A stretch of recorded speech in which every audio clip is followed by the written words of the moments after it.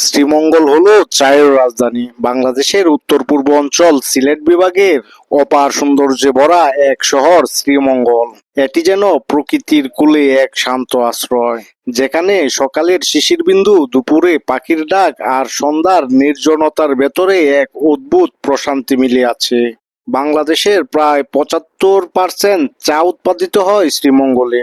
শহরের চারপাশ জুড়ে বিস্তৃত সবুজ চা বাগানগুলো যেন এক জীবন্ত কার্পেট।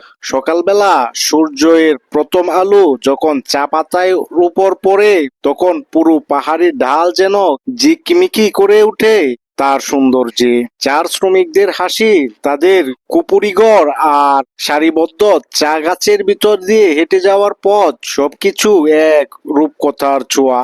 শ্রীমঙ্গল শহর থেকে অল্প একটু দূরে শুরু হয় বন্য প্রাণীদের রাজ্য, লাউয়াছড়া জাতীয় উদ্যান।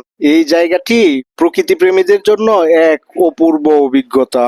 লাউয়াছড়ার ভিতর দিয়ে হাঁটলে শোনা যায় বন্য প্রাণীদের ডাক, কখনো কখনো দেখা মিলে ভাল্লুকের চলন ছোঁয়া, আর হামহাম ঝর্ণার জলপ্রপাতের গর্জন যেন পাহাড়ের বুক চিরে জীবন দবনি শোনায়। শ্রীমঙ্গল রেলওয়ে স্টেশন যেন শত বছরের পুরনো। এই স্টেশনে ট্রেন থামলে শহর জেগে ওঠে এক অচেনা উল্লাসে। সন্ধ্যার আলো স্টেশনের প্ল্যাটফর্মে দাঁড়িয়ে দূরে হারিয়ে যাওয়া ট্রেনের দিকে তাকালে মনে হয় সময় থেমে গেছে এক মুহূর্তের জন্য। শ্রীমঙ্গল শুধু প্রকৃতিতেই নয়, মানুষেরও শহর। এখানে রয়েছে নানান গোষ্ঠীর বসস্থান, মণিপুরী, কাশিয়া, ত্রিপুরা, আরো অনেক জাতির গোষ্ঠী আছে এখানে। শ্রীমঙ্গলে আসলে সৌন্দর্য শুধু চায়ের রাজ্যে নয়, এখানে আছে শান্তি। যে কেউ এখানে এলে প্রকৃতির সঙ্গে এক গভীর সংযোগ অনুভব করে। শ্রীমঙ্গল শহর যেন বাংলাদেশের এক টুকরো কবিতা। এখানে আসলে বোঝা যায় প্রকৃতি কেমন করে মানুষের ভেতর ক্লান্তি মুছে দেয় আর নতুন করে বাঁচতে শেখায়। চায়ের শহর, সবুজের শহর, শান্তির শহর, সব মিলিয়ে শ্রীমঙ্গল হলো সুন্দর একটি জায়গা। এখানে সময় থেমে যায় প্রকৃতির মায়া। প্রকৃতির মায়া আসলেই অদ্ভুত, যার মায়ায় ছুটে আসি এই শ্রীমঙ্গলের পথে।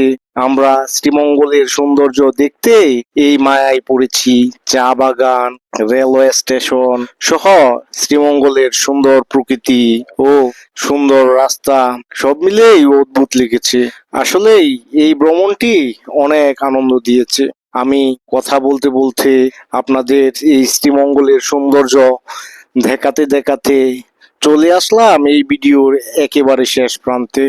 গাইস, আমার ভিডিওটি যদি আপনাদের ভালো লেগে থাকে তাহলে অবশ্যই আপনারা লাইক, কমেন্ট, শেয়ার করে পাশে থাকবেন। অবশ্যই সাবস্ক্রাইব করবেন। সকলকে ধন্যবাদ জানিয়ে আজকের মতন বিদায় নিচ্ছি। সকলেই ভালো থেকো। সকলের সুস্বাস্থ্যতা কামনা করে আজকের মতন বিদায় নিলাম। আল্লাহ হাফেজ।